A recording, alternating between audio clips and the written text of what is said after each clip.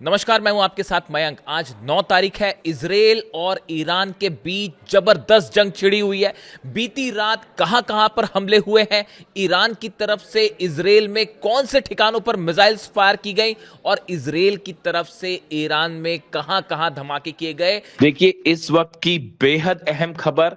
Oman के पास जिस 24 भारतीयों से भरे जहाज पर हमला किया गया था, उसमें से सभी बाहर भारतीयों को अब सुरक्षित निकाल लिया गया है।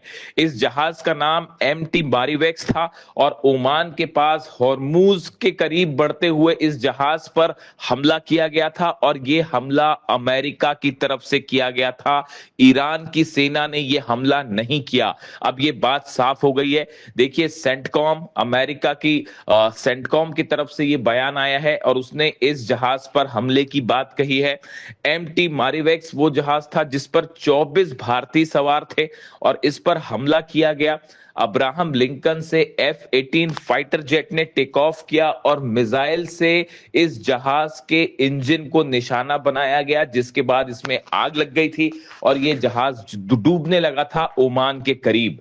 जिसके बाद इस पर सवार 24 भारतीयों ने एक वीडियो बनाया। उस वीडियो में भारतीय नौसेना से फौरन मदद की अपील की गई थी। इन भारतीयों ने कहा था कि हमारे जहाज पर हमला किया गया है, मिसाइल अटैक की गई है और उसके बाद जहाज डूब रहा है, हमारी मदद करिए, हमें बचाइए। इस वीडियो के सामने आने के बाद ओमान की तरफ से इन भारतीयों की मदद की गई और इनका रेस्क्यू किया गया और सभी 24 भारतीयों को सुरक्षित निकाल लिया गया है। देखिए, लेकिन ये हमला अब ये साफ हो चुका है कि ये हमला अमेरिका की तरफ से किया गया था। अब्राहम लिंकन एयरक्राफ्ट कैरियर से F-18 ने टेक ऑफ किया और इसे निशाना बनाया और उसके बाद जो है ये वीडियो सोशल मीडिया पर वायरल था। इसकी कल बहुत ज्यादा चर्चा थी और सवाल उठ रहे थे कि क्या ईरान की सेना की तरफ से ये हमला किया गया। लेकिन अब ये बात साफ हो चुकी है कि इन 24 जिस जहाज पर 24 भारतीय सवार थे, उन पर हमला अमेरिकी नौसेना की तरफ से किया गया था, ना कि ईरान की तरफ से। देखिए, बहुत अहम और बड़ी खबर है। अमेरिका का कहना है कि जो ब्लॉकेड अमेरिका ने कर रखा है हॉर्मूज में, ओमान के आसपास, उसे तोड़ने की कोशिश की गई, इसीलिए इस जहाज पर हमला किया गया। ये जहाज जो है, इसमें ऑयल नहीं था, ये खाली था टैंकर और ये ईरान की तरफ आगे बढ़ रहा था। इस तरह की बात अमेरिका की तरफ से कही गई है।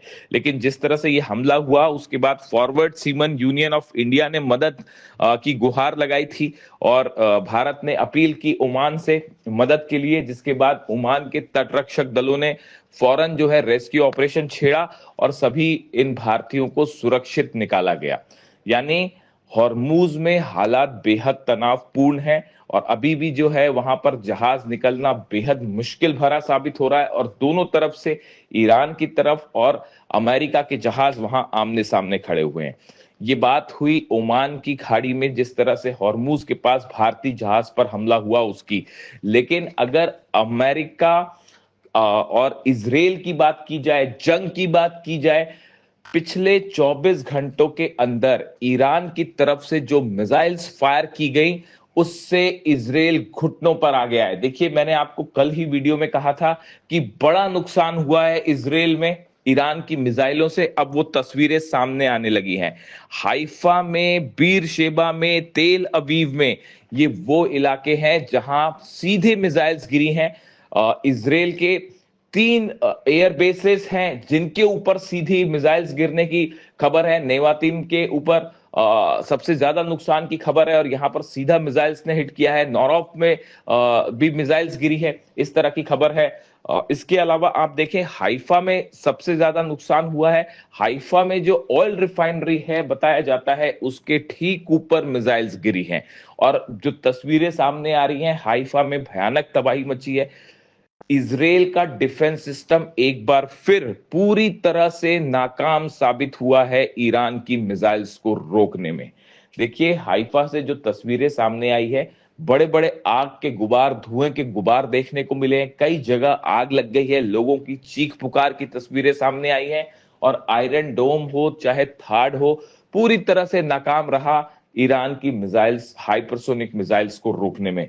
ऐसे ही तस्वीरें बीरशेबा से भी सामने आ रही हैं। बीरशेबा इलाके में जो है वो वहां पर भी कई जगह मिसाइल्स गिरने की तस्वीरें हैं जहां पर खासा नुकसान देखने को मिला। ऐसा ही हाल तेल अवीव में है। पूरा तेल अवीव, मान लीजिए कि पिछले 24 घंटे से पूरा तेल अवीव बंकर में छुपा हुआ है ईरान की मिसाइलों के डर से। इसके साथ ही देखिए एक बड़ा डेवलपमेंट ये भी है कि हूती की तरफ से भी जो है इजराइल पर मिसाइल्स दागी गई। ये पहला मौका है इस जंग के दौरान जब हूती पूरे पूरी तरह से अब इस जंग में शामिल हो चुका है। देखिए पहले ये कहा जा रहा था कि एक सही वक्त का इंतजार कर रहा है ईरान, उसके बाद हूती को जंग में शामिल किया जाएगा। लेकिन जिस तरह से हूती की तरफ से बैलिस्टिक मिसाइल्स फायर की गई, इजराइल ने बात कही है कि यमन से भी हमले हुए हैं इजराइल के ऊपर, उससे साफ है कि हूती भी अब मैदान में कूद चुका है। हूती की तरफ से एक बयान जारी किया गया है और ये कहा गया है कि अगर इजराइल की तरफ से हमले जारी रहे तो जबरदस्त पलटवार किया जाएगा और बाबल मंडेब को भी बंद कर दिया जाएगा। देखिए हॉर्मूज पहले से ही बंद है। दुनिया का 22 से 25% ऑयल हॉर्मूज से होकर गुजरता है और इसके अलावा अब हूती की तरफ से कहा गया है कि बाबल मंडेब को भी बंद कर दिया जाएगा। यानी 12 से 15% ऑयल जो कि बाबल मंडेब से होकर गुजरता है, अगर वो भी बंद हो जाता है तो पूरी दुनिया में ऑयल की जबरदस्त कमी देखने को मिल सकती है और व्यापार को लेकर जो है बड़ी समस्या, संकट खड़ा हो सकता है। इसके साथ ही हूती ने यह बात भी साफ कर दी है कि अगर किसी भी तरह का कोई भी इजराइल का जहाज लाल सागर से होकर गुजरता है तो उसे निशाना बनाया जाएगा। यानी इजराइल के किसी भी जहाज को लाल सागर से गुजरने नहीं दिया जाएगा। ये बात हूती की तरफ से कही गई है, जिसके बाद अब इजराइल के लिए बड़ा संकट खड़ा हो चुका है।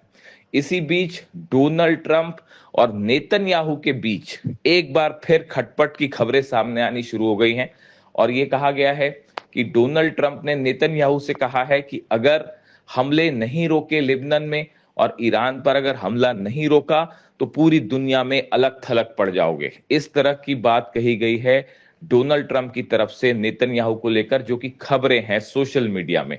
लेकिन इसकी हकीकत क्या है ये बात कुछ समय बाद सामने आएगी। देखिए इस तरह की तमाम खबरें सामने आती हैं, डोनाल्ड ट्रंप और नेतन्याहू के बीच नाराजगी है या एक दूसरे को लेकर बयान सामने आते हैं जिसमें बताया जाता है कि डोनाल्ड ट्रंप नेतन्याहू से खासे नाराज हैं और उन्होंने कई बातें कह दी नेतन्याहू को। लेकिन सुरक्षा एक्सपर्ट से मान के चलते हैं कि जो भी एक्शन होता है वो आपसी सहमति से ही होता है। कल जिस तरह से हमले हुए ईरान पर, उसको लेकर भी ये कहा जा रहा है कि अमेरिका की इसमें अहम भूमिका थी और अमेरिका के डिस्ट्रॉयर से भी मिसाइल्स फायर की गई हैं। इस तरह के भी दावे हो रहे हैं।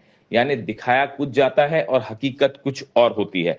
इस तरह की बातें सामने आई हैं। दूसरी तरफ ईरान की तरफ से देखिए अभी पिछले चंद घंटों में अगर बात की जाए तो इजराइल की तरफ से और ईरान दोनों की तरफ से मिसाइल्स फायर नहीं की गई हैं। ईरान की तरफ से स्टैंड साफ है कि अगर इजराइल ने अब लेबनान पर हमला किया तो उसका नतीजा बेहद घातक होगा और जो हमले पिछले 12 घंटे में हुए, इसी तरह के हमले फिर इजराइल पे किए जाएंगे अगर लेबनान पर किसी तरह का हमला होता है तो।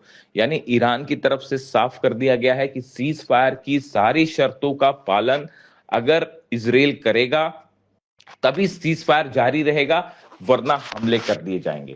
और 12 घंटों में ईरान ने अपनी मिसाइल से हमले करके इजराइल को घुटनों पर ला दिया है। देखिए अब सबकी नजर इस बात पर है कि नेतन्याहू हिजबुल्लाह को लेकर, लेबनान को लेकर क्या फैसले करते हैं। क्या इजराइल के हमले लेबनान में जारी रहेंगे? अगर हमले फिर से हुए तो ये बात तय है कि ईरान एक बार फिर इजराइल को निशाना बनाएगा और ये बात ईरान की तरफ से साफ कह दी गई है। कुड्स फोर्स की तरफ से बात कह दी गई है। आरजीसी की तरफ से बात कह दी गई है कि अगर लेबनान पर हमले हुए तो एक बार फिर इजराइल पर मिसाइलें बरसा दी जाएंगी। यानी लेबनान के साथ मजबूती से खड़ा हो गया है ईरान और यह बात साफ हो गई है कि अब सीज फायर का जरा भी उल्लंघन होता है तो उसका जवाब, उसका खामियाजा इजराइल को और नेतन्याहू को उठाना पड़ेगा। देखिए पिछले 12 घंटे में जो हमले हुए इजराइल के ऊपर, उससे ये बात साफ हो चुकी है कि ईरान बेहद गुस्से में है, ईरान की सेना बेहद गुस्से में है और एक बेहद एग्रेसिव स्टैंड ले लिया है ईरान ने।